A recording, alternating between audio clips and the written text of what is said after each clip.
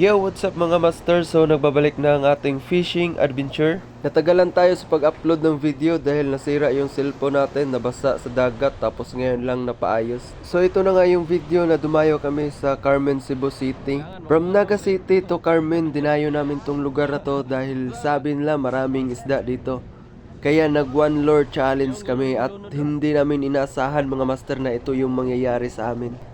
Para sa lahat ng mga angler, huwag nyo tong gayahin. Buhis buhay para lang sa lure. One lure challenge, kaya hindi kami nagdala ng ibang lure. Dalawang lure lang yung dala namin, tag-iisa kami sa aming pinsan na si Jimboy Bahande. Yan yung kasama ko, pinsan ko. So shoutout nga pala sa pinsan kong supportive. Ako yung nagsabi sa kanya na kukunin natin yung lure na sumabit. Dahil wala tayong ibang lure, isa lang yung lure natin. Tapos maaga pa, mataas pa yung oras, kaya kailangan nating makuha. Kaya nakahanap siya ng paraan, kumuha siya ng styrofoam. Yan yung ginamit namin para makuha yung lure. Grabe, napaka-delikado yung ginawa namin dahil napakalaki ng mga alon dito. Tapos ang lakas ng hangin mga master.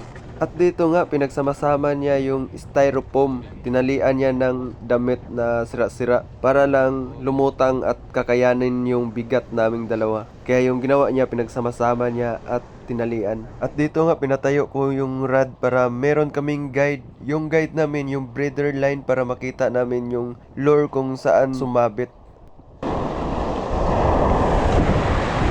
Abutan mag-board.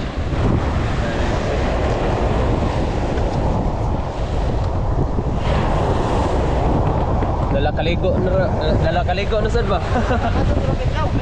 Ha? Na dai ko anda.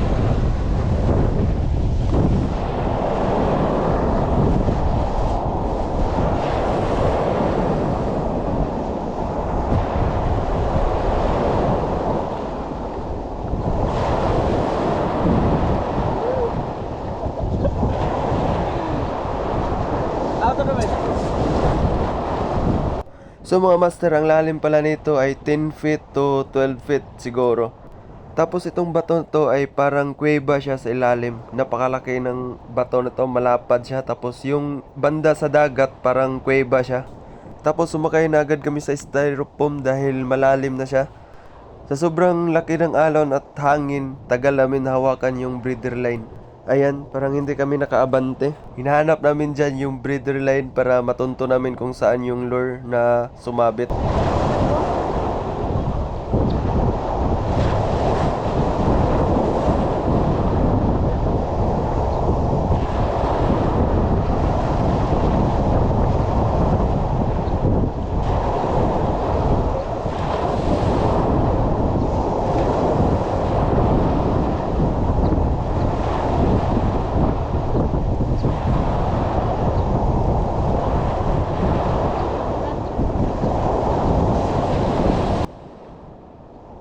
Tapos dito mga master, palaki na yung alon. Mura siyag ni Gara ba? Kung wala kaming styrofoam, siguro meron sa amin na mangyayari na hindi inasahan. Ako yung unang nag-dive para matanggal yung lure na sumabit. Pero hindi ko naabot, bumalik agad ako sa taas. Muntik pa akong hindi makaabot sa taas dahil nakasapatos ako. Tapos yung kumuha sa lure, yung pinsan ko, tatlong balik pa siya sa ilalim bago niya nakuha. Kasi ang lalim nga.